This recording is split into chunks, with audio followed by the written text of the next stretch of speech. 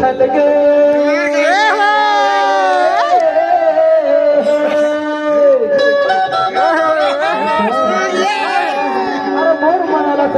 यार के घरे ना बेटा तो राखे नहीं होगा राखे नहीं बेना ये देवरी गांव के दाया मयाला हम लेके जाबो कथा हो हरी छल के बिछल के राहे रे फूल के हम तो ना देखे पर ये मुरझना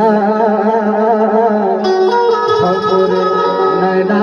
तर से कावो चाल आवे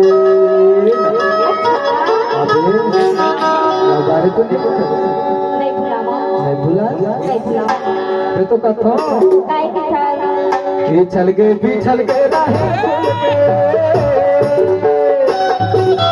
चल गए भी चल गए भूल गए तो देखे पर गोरिया की तर से मर जमाना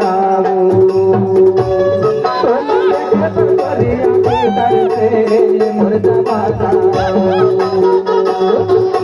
चल गए भी चल गए राहे भूल गए चल गए भी चल गए राहे भूल गए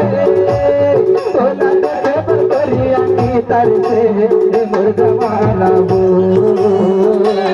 तो ना देखे पर गोरिया की तर से मोर जमाना हो मोर जमाना